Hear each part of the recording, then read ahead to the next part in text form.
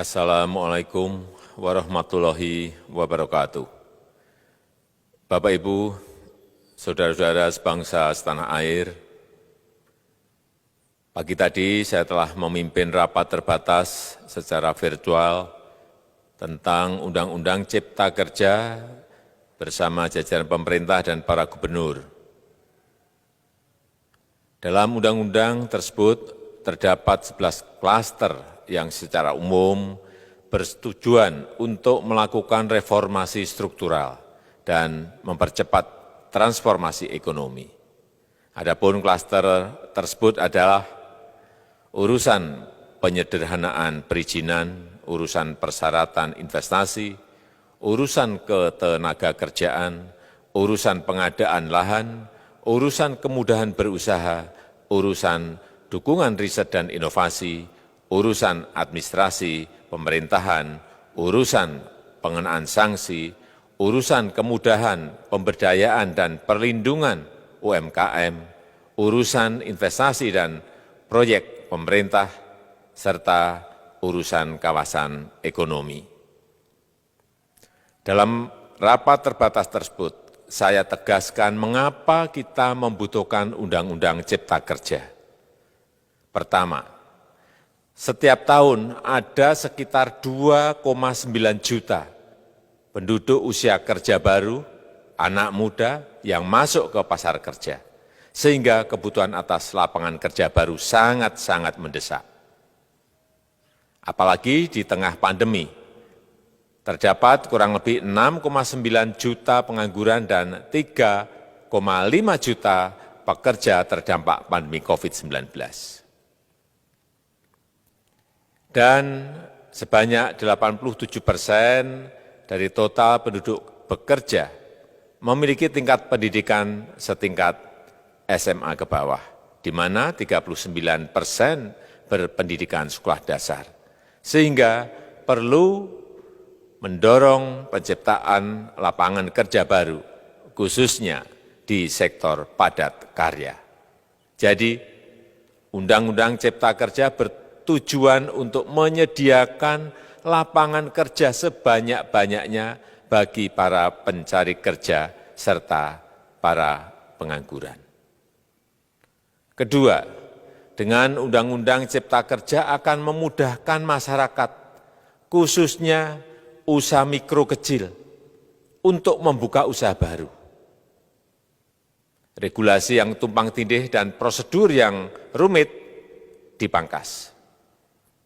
Perizinan usaha untuk usaha mikro kecil UMK tidak diperlukan lagi, hanya pendaftaran saja. Sangat simpel. Pembentukan PT atau perseroan terbatas juga dipermudah. Tidak ada lagi pembatasan modal minimum. Pembentukan koperasi juga dipermudah. Jumlahnya hanya 9 orang saja. Koperasi sudah bisa dibentuk. Kita harapkan akan semakin banyak koperasi-koperasi di tanah air. UMK, usaha mikro kecil yang bergerak di sektor makanan dan minuman, sertifikasi halalnya dibiayai pemerintah, artinya gratis. Izin kapal nelayan penangkap ikan misalnya, hanya ke unit kerja Kementerian KKP saja. Kalau sebelumnya harus mengajukan ke Kementerian KKP, Kementerian Perhubungan, dan instansi-instansi yang lain. Sekarang ini cukup dari unit di Kementerian KKP saja. Ketiga, Undang-Undang Cipta Kerja ini akan mendukung upaya pencegahan dan pemberantasan korupsi. Ini jelas karena dengan menyederhanakan, dengan memotong, dengan mengintegrasikan ke dalam sistem perizinan secara elektronik, maka pungutan liar, pungli dapat dihilangkan. Namun, saya melihat adanya unjuk rasa penolakan Undang-Undang Cipta Kerja yang pada dasarnya dilatar belakangi oleh disinformasi mengenai substansi dari undang-undang ini dan hoax di media sosial. Saya ambil contoh, ada informasi yang menyebut tentang penghapusan UMP, upah minimum provinsi, UMK, upah minimum kota kabupaten, UMSP, upah minimum sektoral provinsi. Hal ini tidak benar, karena faktanya upah minimum regional, UMR, tetap ada. Ada juga yang menyebutkan bahwa upah minimum dihitung per jam. Ini juga tidak benar. Tidak ada perubahan dengan sistem yang sekarang. Upah bisa dihitung berdasarkan waktu dan berdasarkan hasil. Kemudian adanya kabar yang menyebutkan bahwa semua cuti sakit, cuti kawinan, cuti khitanan, cuti baptis, cuti kematian, cuti melahirkan, dihapuskan. Dan tidak ada kompensasinya. Saya tegaskan juga ini tidak benar.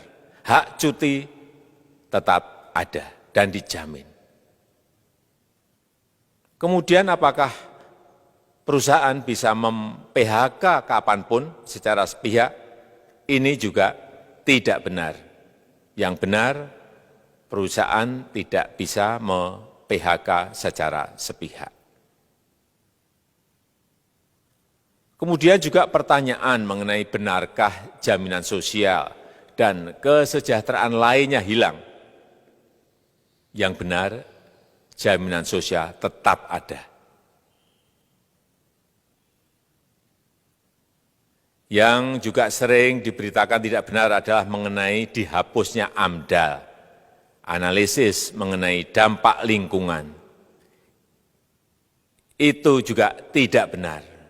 AMDAL tetap ada. Bagi industri besar harus studi AMDAL yang ketat. Tetapi bagi UMKM lebih ditekankan pada pendampingan dan pengawasan. Ada juga berita mengenai Undang-Undang Cipta Kerja ini mendorong komersialisasi pendidikan. Ini juga tidak benar. Karena yang diatur hanyalah pendidikan formal di kawasan ekonomi khusus, di KEK. Sedangkan perizinan pendidikan tidak diatur di dalam Undang-Undang Cipta Kerja ini. Apalagi perizinan untuk pendidikan di pondok pesantren. Itu tidak diatur sama sekali dalam Undang-Undang Cipta Kerja ini. Dan aturannya yang selama ini ada tetap berlaku. Kemudian diberitakan bahwa keberadaan bank tanah. Bank tanah ini diperlukan untuk menjamin kepentingan umum, kepentingan sosial, kepentingan pembangunan nasional, pemerataan ekonomi, dan konsolidasi lahan serta reforma agraria. Ini sangat penting untuk menjamin akses masyarakat terhadap kepemilikan tanah, kepemilikan lahan. Dan kita selama ini tidak memiliki bank tanah. Saya tegaskan juga bahwa Undang-Undang Cipta Kerja ini tidak melakukan resentralisasi kewenangan dari pemerintah daerah ke pemerintah pusat. Tidak ada. Perizinan berusaha dan pengawasannya tetap dilakukan oleh pemerintah daerah sesuai dengan NSPK, norma, standar, prosedur, dan kriteria yang ditetapkan pemerintah pusat. Ini agar dapat tercipta standar pelayanan yang baik di seluruh daerah. Dan penetapan NSPK ini dapat nanti akan diatur di dalam PP atau peraturan pemerintah. Selain itu, kewenangan perizinan untuk non-perizinan berusaha tetap ada di Pemda, sehingga tidak ada perubahan. Bahkan kita melakukan penyederhanaan, melakukan standarisasi jenis dan prosedur berusaha di daerah. Dan perizinan berusaha di daerah diberikan batas waktu. Ini yang penting di sini. Jadi ada service level of agreement. Permohonan perizinan dianggap disetujui bila batas waktu telah terlewati.